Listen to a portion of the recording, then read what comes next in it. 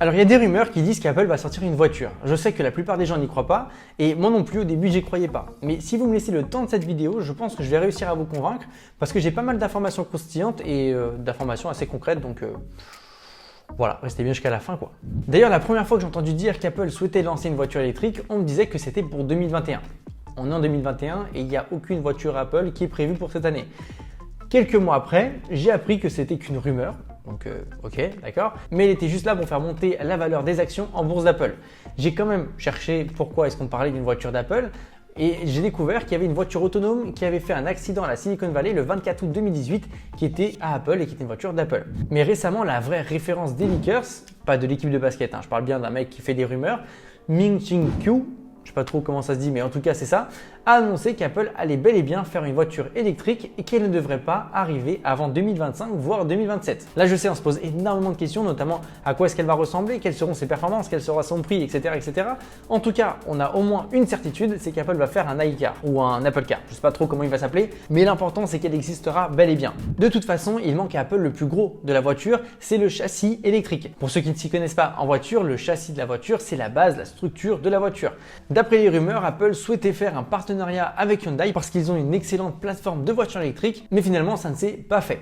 Certaines rumeurs disent que c'est parce que Apple a voulu trop négocier par rapport au cahier des charges, au prix, etc. D'autres disent que c'est parce que Hyundai a trop ébruité cet éventuel partenariat et du coup Apple a décidé d'arrêter les négociations. Au moment où je tourne cette vidéo, Apple serait en train de négocier avec Nissan qui a aussi de super châssis électriques et surtout qui a un vrai savoir-faire par rapport aux voitures. Et on sait qu'Apple est très exigeant par rapport à ses cahiers des charges qui sont bien précis. Mais bon, on parle du cahier des charges juste après. Au début de la vidéo, je vous ai parlé de voitures autonomes. La voiture d'Apple ne serait pas une voiture 100% autonome, je tiens à le préciser. Elle devrait être capable de conduire toute seule en autopilote comme les Tesla, moyennant, comme les Tesla, un conducteur qui serait là en train de surveiller avec les mains sur le volant. Le truc, c'est que toutes les marques essayent de faire une voiture autonome, mais le problème, c'est que les voitures autonomes sont généralement trop prudentes par rapport à la conduite d'un automobiliste classique, ce qui fait qu'elles peuvent rouler trop doucement à un certain moment ou même piler sans raison valable et créer des accidents, ce qui font que parfois elles peuvent générer des accidents, même si ces accidents doucement, elles le font. L'accident dont je vous ai parlé de l'Apple Car au début de la vidéo a fait un accident à 1 km/h. Et d'autres fois, elles peuvent même piler sans aucune raison valable, encore une fois parce qu'elles sont trop prudentes. Ce qui fait que dans la globalité, les législations sont toujours extrêmement réticentes et elles ne souhaitent pas valider les voitures autonomes avant pas mal d'années. Au niveau des performances du véhicule, les rumeurs disent que l'Apple Car devrait offrir une autonomie avoisinant les 500 km. Donc c'est vraiment pas mal, ça nous permettrait de faire un petit Paris-Bordeaux tranquillement. Et en plus, l'Apple Car aurait une charge ultra rapide, on parle d'un remplissage de 80% en seulement 18 minutes. Pour ce qui est des sensations, elle devrait proposer un 0 à 100 en 3 secondes 5. Pour rappel, une Lamborghini Aventador Spider fait le 0 à 100 en 3 secondes.